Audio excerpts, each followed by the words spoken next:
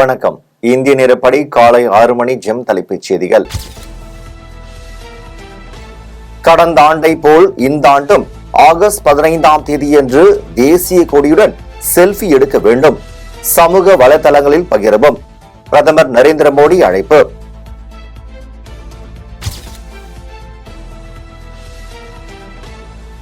நாட்டின் சமூக நீதியை நிலைநாட்ட சாதிவாரி கணக்கெடுப்பை மத்திய அரசு உடனே நடத்த வேண்டும் என முதலமைச்சர் மு.க. ஸ்டாலின் வலியுறுத்தல்.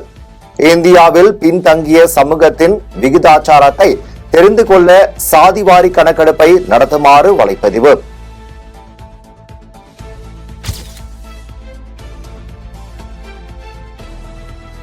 மத்திய நிதி அமைச்சர் பட்ஜெட் அல்வா கிண்டும் புகைப்படத்தை காட்டி விமர்சித்த ராகுல் காந்தி சாதிவாரி கணக்கெடுப்பு குறித்து பேசிய போது நிர்மலா சீதாராமன் சிரித்து கேலி பண்ணதாக ராகுல் வலைப்பதிவு.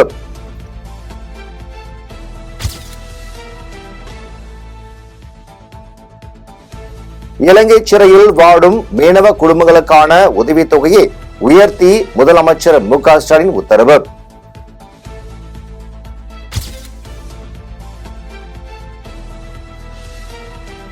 அரசின் வரி தீவிரவாதத்தால் இந்திய மக்கள் கடுமையாக பாதிக்கப்பட்டுள்ளதாக மக்களவையில் ராகுல் பேச்சு. மகாபாரதத்தில் அபிமன்யு சக்கர வியூகத்தில் சிக்கியது போல் நாடும் தாமரை வியூகத்தில் சிக்கியுள்ளதாக விமர்சனம்.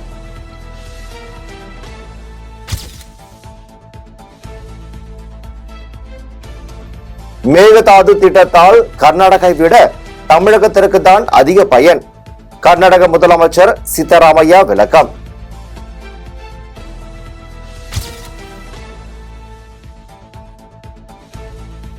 கர்நாடக முதலமைச்சர் சித்தராமையா பதவி விலக கோரி ஆகஸ்ட் 3ஆம் தேதி முதல் 7 நாள் பாத யாத்திரை.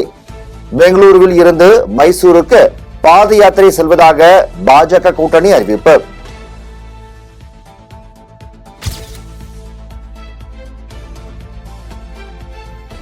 மேட்டூர் கிழக்கு மற்றும் மேற்கு கால்வாயில் பாசனத்திற்கு தண்ணீர் திறக்க வேண்டும். அதிமுக பொதுச் செயலாளர் எடப்பாடி பழனிசாமி வலியுறுத்தல்.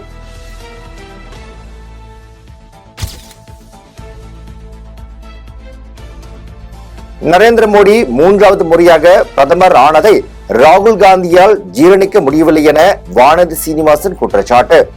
குடும்ப அரசியலில் மூழ்கி திளைக்கும் ராகுல் காந்திக்கு பாஜகவை பற்றி பேச எந்த உரிமையும் இல்லை என்று பேச்சு.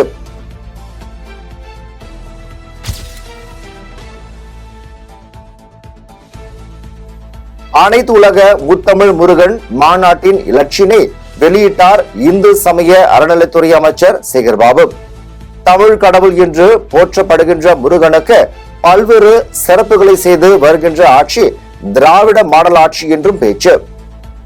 ஏன் இந்த மாநாட்டை கையில் எடுக்கிறோம் என்று பல வகையில் பல கேள்விகள் கேட்கப்படலாம். தமிழுக்கு பெருமை சேர்க்கின்ற அரசு இந்த அரசு. அதனால்தான் செம்மொழி மாநாட்டை மாண்புமிகு கலைஞர் அவர்கள் நடத்தி காட்டினார். தமிழ் கடவுள் என்று போற்றப்படுகின்ற முருக கடவுளுக்கு விழா எடுக்கின்றோம். இதில் ஒரே நேரத்தில் 2 வகையான அம்சங்கள். ஒன்று, ஆன்மீகத்திலே இந்த ஆட்சி இந்த கட்சி எந்த வகையிலும் தடையிலே இல்லை. தமிழை முன்னெடுக்கின்ற ஒரு ஆட்சியாக இந்த ஆட்சி இருக்கின்றது என்ற 2 பொருள்களை இந்த மாநாடு நிறைவு செய்கின்றது. இந்த மாநாட்டை பொறுத்தளவில் முழு ஆக்கம் மாண்புமிகு தமிழக முதலமைச்சர் அவர்களால் தான். மாண்புமிகு தமிழக முதலமைச்சர் அவர்களுடைய மேற்பார்வையில் தான், தொடர்ந்து அவருடைய ஆலோசனைகள் அறிவுறுத்தல்படியில் தான், அவருடைய உத்தரவுப்படி தான் அனைத்து நிகழ்வுகளும் நடத்தி கொண்டிருக்கின்றோம். தமிழகத்தில் முன் விரோதம் காரணமாக பழிக்கு பழியாக நடக்கும் கொலைகளுக்கு அரசு ஒன்றும் செய்ய முடியாது என அமைச்சர் ரகுபதி பேச்சு. அரசியல் தலைவர்கள் கோரிக்கை வைத்தால் அவர்களுக்கு உரிய பாதுகாப்பு வழங்கப்படும் என்று விளக்கம்.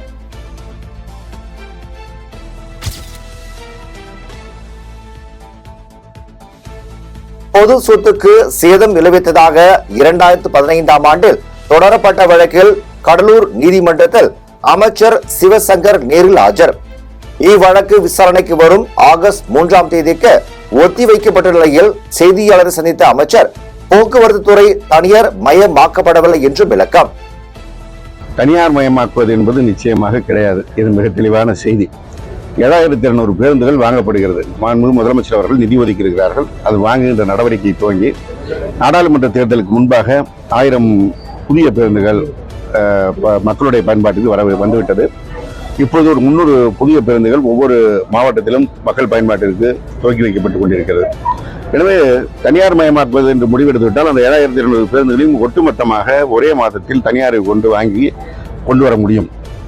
இதை அரசு வாங்க வேண்டிய தேவையில்லை. எனவே அரசு இதை வாங்குகின்ற போது தனியார் மயமாக்கல் என்ற கேள்வியே எழாது. இன்னொரு புறம் ஓட்டுநர் நடத்துனர் பணிக்கு எடுக்கின்ற நடவடிக்கை நாடாளுமன்ற தேர்தலுக்கு முன்பாக துவங்கி அரசு விரைவு போக்குவரத்து கழகத்தில் 682 பேர் பணிக்கு எடுக்கப்பட்டு விட்டார்கள். அவர்கள் பணியிலும் சேர்ந்து விட்டார்கள். மற்ற போக்குவரத்து கழகங்களுக்கு பணிக்கு எடுப்பதற்கான நடவடிக்கை நாடாளுமன்றத்திற்கு தேர்தல் நடைமுறை முடிவதற்காக காத்திருந்து இப்போது முடிவடைந்திருக்கிறது. அதற்கான பணிகள் துவங்கி இருக்கின்றன. எனவே விரைவில் அந்த பணியாளர்களும் பணிக்கு எடுக்கப்பட இருக்கிறார்கள். மூக்கில் இரத்த கசிவு ஏற்பட்டதால் மருத்துவமனையில் சிகிச்சை பெற்று வீடு திரும்பினார் மத்திய அமைச்சர் HD குமாரசாமி.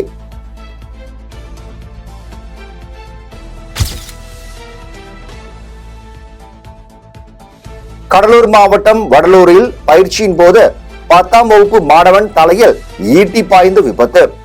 பலத்த காயமடைந்த மாணவன் மூளைச்சாவு அடைந்ததாக மருத்துவர்கள் தகவல்.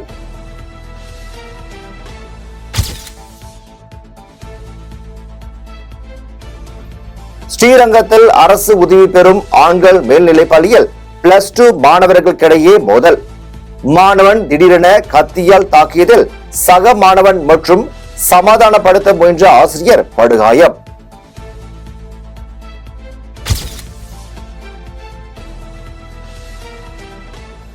தமிழ்நாட்டில் குறிப்பிட்ட தனியார் மருத்துவமனைகளில் குழந்தைகளுக்கான தடுப்பூசி விரைவில் இலவசமாக செலுத்தப்படும் என தமிழக அரசு அறிவிப்பு. தனியார் மருத்துவமனைகளில் கூடுதல் விலை வைத்து குழந்தைகளுக்கான தடுப்பூசிகள் செலுத்தப்படுவதாக குற்றச்சாட்டு எழுந்த நிலையில் நடவடிக்கை.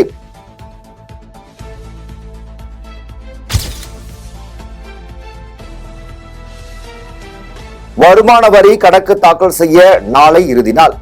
பிடித்தம் செய்யப்பட்ட வரி பணத்தை திரும்ப பெற தவறான தகவல் தருவது தண்டனைக்குரிய குற்றம் என எச்சரிக்கை.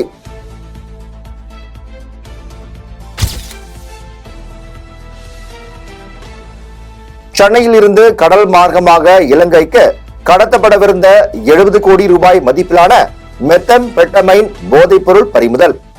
ராமநாதபுரம் செல்ல கிளாம்பாக்கம் பேருந்து நிலையத்தில் நின்று கொண்டிருந்த நபரிடம் 6 கிலோ போதைப் பொருள் சிக்கியது.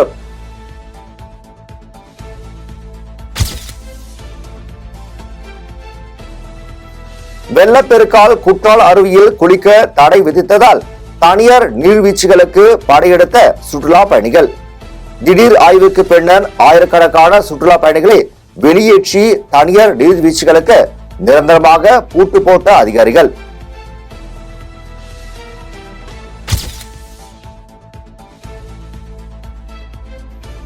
சேலம் மேட்டூர் அணையின் நீர்மட்டம் 118.02 அடியாக உயர்வு. மேட்டூர் அணைக்கு வினாடிக்கு 1,05,264 கன அடி தண்ணீர் வந்து கொண்டிருப்பதாக பொதுப்பணித்துறை தகவல்.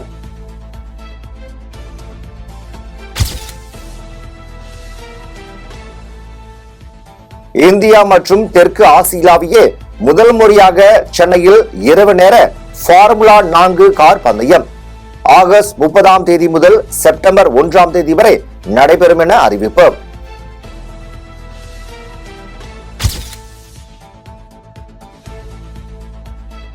ஜியோ, ஏர்டெல், வோடபோன் உள்ளிட்ட தனியார் செல் நிறுவனங்களில் கட்டண உயர்வு எதிரொலி.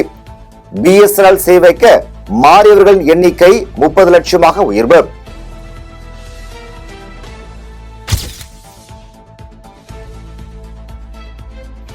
ஜம்மு காஷ்மீரில் பழைய இரும்பு கடையில் மர்ம பொருள் வெடித்து விபத்து, 4 பேர் உயிரிழப்பு.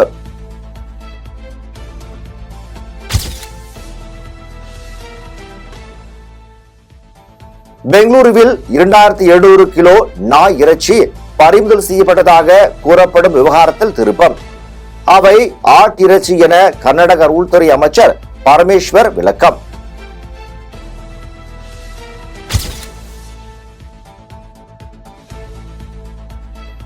அமெரிக்க அதிபர் தேர்தலில் போட்டியிடும் ஜனநாயக கட்சி வேட்பாளர் கமலா ஹாரிஸுக்கு குவிந்த தேர்தல் பிரச்சார நிதி. ஒரே வாரத்தில் சுமார் 1674 கோடி ரூபாய் வசூலான நிலையில் புதிதாக 1,70,000 ஆதரவாளர்கள் கட்சியில் இணைந்ததாக தகவல்.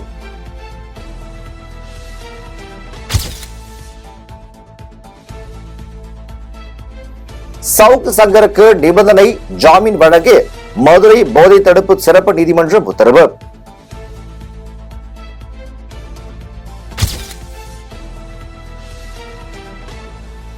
கர்நாடகாவில் மணிக்கு 130 கிலோமீட்டர் வேகத்தை தாண்டும் ஓட்டுநர்கள் மீது எஃப்ஐஆர் பதிவு செய்வதை தொடங்கியது கர்நாடக அரசு. உச்சநீதிமன்ற உத்தரவுப்படி கர்நாடகாவில் தொடக்கம்.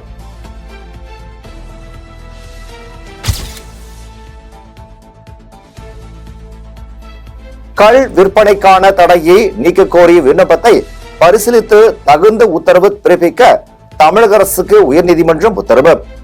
மதுபானங்களை சூப்பர் மார்க்கெட்டில் ரேஷன் கடைகளில் விற்க அனுமதி வழங்க வேண்டும் என்ற கோரிக்கையும் பரிசீலிக்க உத்தரவு.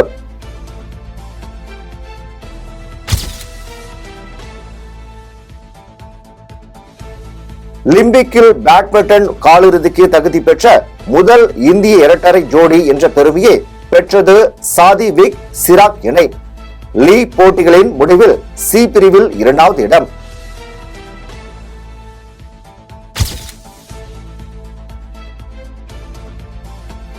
பாரிஸ் ஒலிம்பிக் பேட்மிண்டன் ஆடவர் ஒற்றையர் பிரிவு லீக் போட்டி இந்தியாவின் லக்ஷ்யா சென் வெற்றி.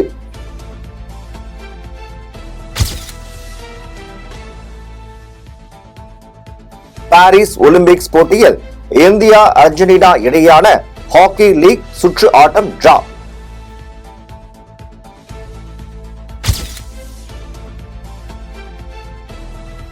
வரும் நவம்பர் 1ஆம் தேதியிலிருந்து தமிழ் சினிமா படப்பிடிப்புகளை நிறுத்தி வைக்க முடிவு.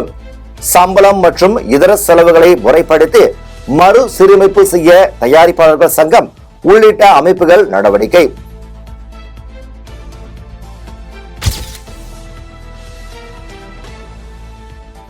நடிகர் தனுஷை வைத்து புதிய திரைப்பட பணிகளை துவங்கும் முன் தங்களிடம் தயாரிப்பாளர் கலந்தாலோசிக்க வேண்டும் என தமிழ் திரைப்பட தயாரிப்பாளர் சங்கம் அறிவுறுத்தல்.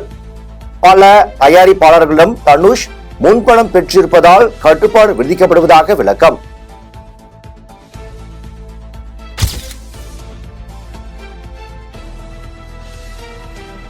நடிகர் தனுஷை வைத்து படம் தயாரிப்பது தொடர்பாக தன்னிச்சையாக தயாரிப்பாளர் சங்கம் முடிவெடுத்து இருப்பதாக நடிகர் சங்கம் பொருளாளர் கார்த்திக் கருத்து.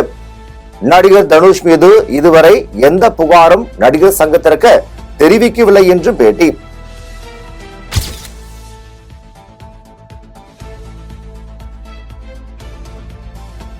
இயக்குனர் மாரி செல்வராஜ் இயக்கத்தில் உருவாகியுள்ள வாழை திரைப்படத்தின் 2வது பாடலை வெளியிட்டது படக்குழு.